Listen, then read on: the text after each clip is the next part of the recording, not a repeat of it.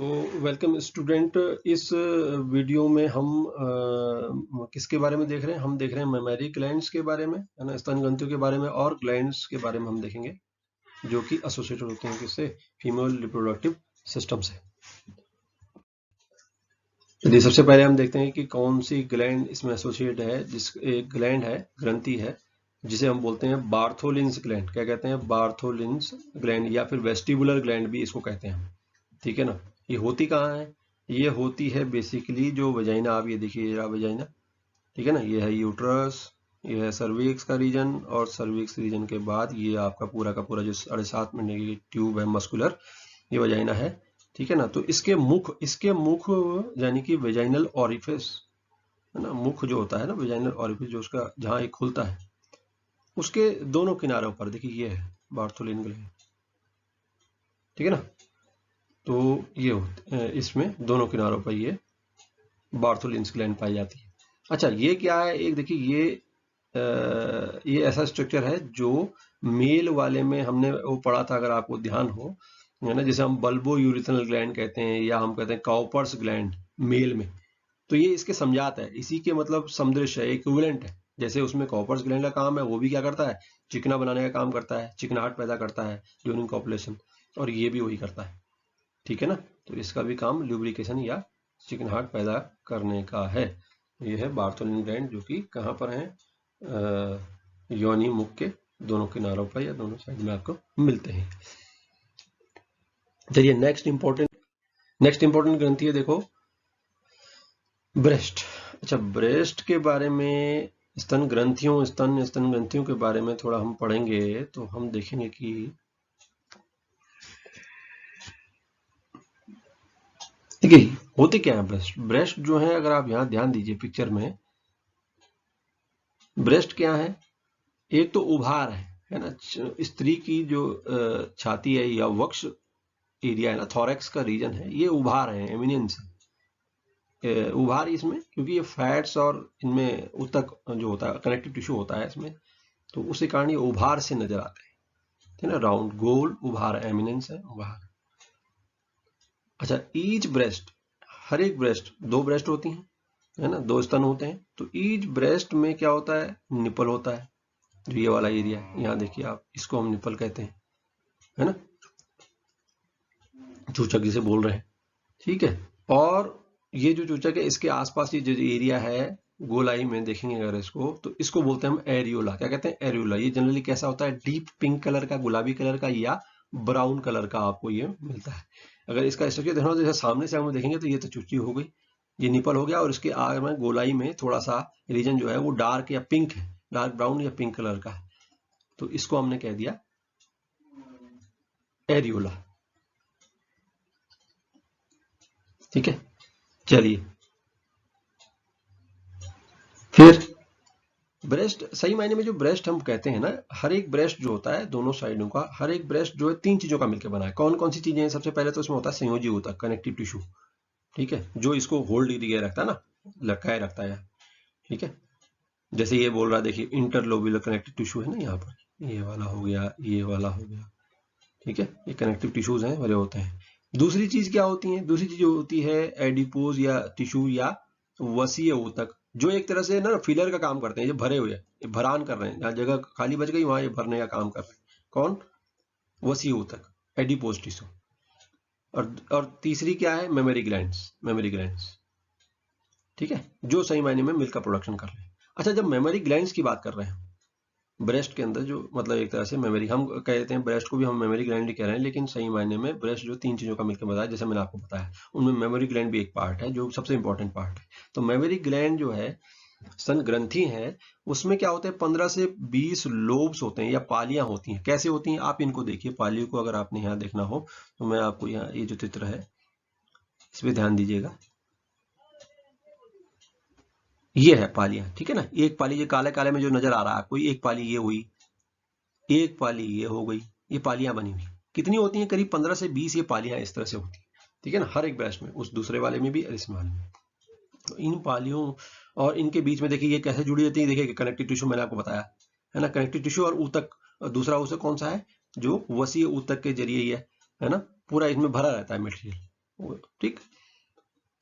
अच्छा, तो 15 से 20 लोब्स हो गए, पालियां हो गई। और ईच लोब, अच्छा लोब में भी क्या होता है, ईच लोब में क्या होता है, देखिए आप देखिए ये अंगूर के दाने से आप नजर आ रहे हैं, ये वाला नजर आ, देखिए इसको ऐसा लग रहा है अंगूर के दानों का गुच्छा है।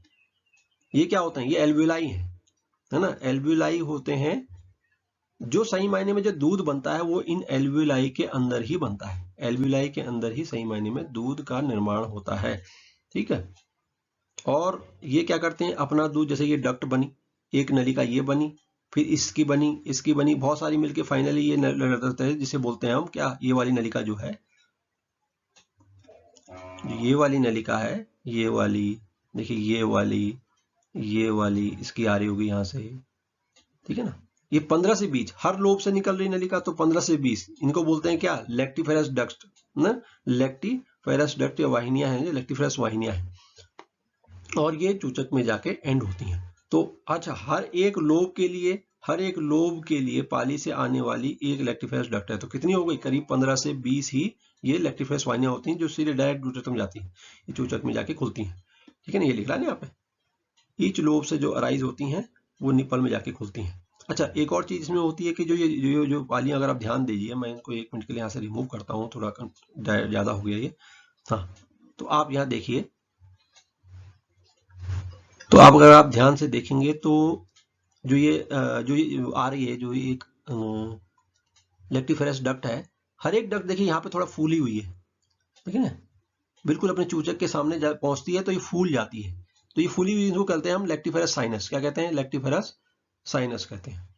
ठीक है, अच्छा, अब आगे बढ़ते हैं।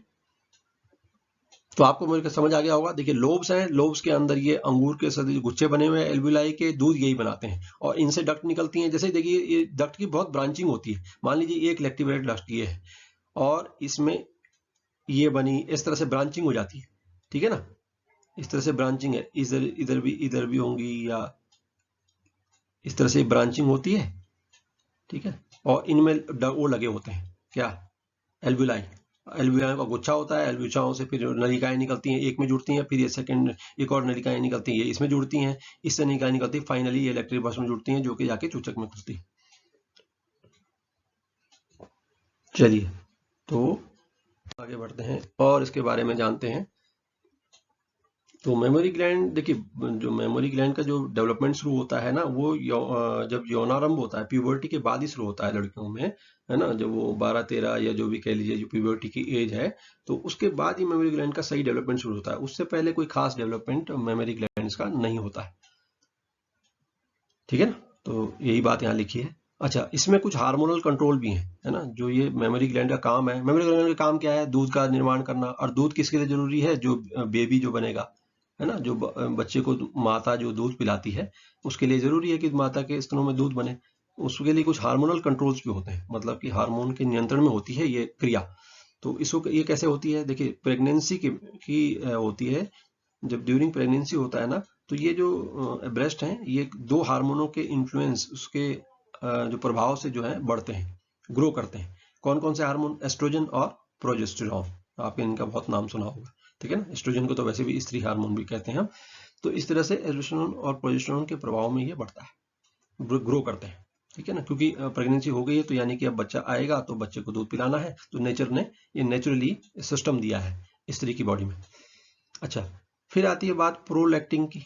प्रोलैक्टिन, जैसा कि लैक्टिन, जिसने भी, जो जहां भी लैक्टिन बना है ना, लैक्टिन, लैक्टोज, अगर आपको ध्यान हो, ये थोड़ा सा इससे इतर बात है ना, ये क्या होता है, दूध में पाए जाने वाला शुगर है, एक तरह का कार्बोहाइड्रेट है ना, लैक्टोज, उसी से बना है लैक्टिन, लैक्टोज, लैक्टिफेरस डक्ट, तो लैक्टोज, लैक्टिन।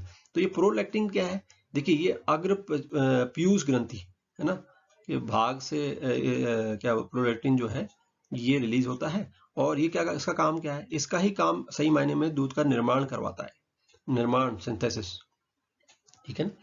कहाँ से निकलता है, एंटीरियर पिट्यूटरी, यानी कि पीयूष ग्रंथि के अग्र पीयूष ग्रंथि से निकलता है, क्योंकि अगर पिट्यूटरी ग्रंथि में 2 पार्ट होते हैं ना, अग्र भाग होता है, एक पश्च भाग होता है। अच्छा, पश्च भाग से भी कुछ निकलता है, हाँ, पश्च भाग से क्या निकलता है, ऑक्सीटोसिन निकलता है। थोड़ा ऑक्सीटोसिन को समझने के लिए थोड़ा यहाँ मेरी बात पे ध्यान दीजिएगा, जो मैं कह रहा हूँ, होता क्या है, वैसे तो आप ध्यान रखिए, एक अगर एक लाइन में कहना हो तो ये कह सकते हैं आपकी ऑक्सीटोसिन हार्मोन जो कि पश्च प्यूट ग्रंथि से निकलता है, वही रिलीज स्रावित मिल्क को मतलब निकालने के लिए, चूचियों से बाहर निकालने का काम करता है, ठीक है, स्रावित कराने का काम करता है। तो प्रोलैक्टिन तो निर्माण करवा रहा है दूध का, है ना, स्तनों के अंदर, और क्या बोलते हैं, ऑक्सीटोसिन क्या कर रहा है, स्रावित रिलीज कराने का काम करता है दूध को। होता क्या है, अब इसको अब समझते हैं कि होता क्या है कि जैसे जैसे बच्चा जो है माता की निपल्स को चूसता है, तो उससे ना एक उत्तेजना जो है या उत्तेजित करती है, वो किसको, हाइपोथैलेमस को, स्त्री के हाइपोथैलेमस को उत्तेजित करता है। हाइपोथैलेमस से होते हुए सिग्नल पहुंचता है किसको, पोस्टीरियर पिट्यूटरी को। पोस्टीरियर पिट्यूटरी से तब निकलता है क्या, ऑक्सीटोसिन, और ऑक्सीटोसिन क्या करता है, इन जो मिल्क ग्रंथियों का संकुचन करवाता है। संकुचन करवाएगा तो दूध बाहर आ जाएगा, ठीक है। तो इस संकुचन या कॉन्ट्रैक्शन को प्रेरित करने का काम कौन कर रहा है, ऑक्सीटोसिन करता है। वैसे भी ऑक्सीटोसिन को हम कई जगह यूज करते हैं जहां कॉन्ट्रैक्शन जरूरत पड़ती है, संकुचन की जरूरत पड़ती है, ठीक है। चलिए, और उसके बाद क्या होता है, एक और इसमें बात है कि जो मेनोपॉज रजो निवृत्ति हो जाती है करीब कितनी उम्र में, 45 से 50 ऐसी उम्र में जब स्त्री पहुंचती है तो रजो निवृत्ति हो जाती है, आपको ये पता होगा। तो उसमें क्या होता है, ये मेमोरी ग्लैंड छीन कर जाती हैं, ट्रॉफी हो जाती हैं, छीण हो जाती हैं, ठीक है ना, अपना फंक्शन कम कर देती हैं, खो देती हैं 45 से 50 ईयर्स की उम्र में, ठीक है। तो यही वाली बात थी। बाकी डायग्राम को अगर आप देखना हो, सारी चीजें मैंने बता चुका हूँ। इलेक्ट्रोफाइज डक्ट जो 15 से 20 है, हर लोब से निकल रही हैं। इलेक्ट्रोफाइज है जो उनमें आके सूज जाती हैं, हर एक इलेक्ट्रो स्टोरेज का समझिए, स्टोरेज करती हैं यहाँ पर, है ना। और फिर ये निपल में हर एक 15 से 20 जो इलेक्ट्रोवेस्ट खुल रही हैं, ठीक है ना। एरियोला टिश्यू जो इसके ये देखिए इसके कवर कर रहा है। एल्विलाई जहाँ सही मायने में दूध बन रहा है, या अंगूर के गुच्छे जैसा लग रहा है। बाकी फैट्स हैं जो इनको फिलर की तरह भरे हुए हैं, है ना। और यहाँ ये रिब्स हैं, रिब्स आपको पता होगा, है ना, छाती को जो कवर रखती है रिब्स हैं। ये कट है ना, साइड कट दिखा रहा है, इसलिए रिब्स है, एक रिब है, एक रिब है। मसल्स हैं इनमें, है ना, ये पेक्टोरलिस मेजोरिस मसल्स है। और मेमोरी लोब्स हमने बता दिया, इंटरकनेक्टेड टिश्यूज हैं जो इनके बीच में हर एक लोब को सपोर्ट दे रहे होते हैं। तो ठीक है, ये तो था स्तन ग्रंथि के बारे में। Thank you.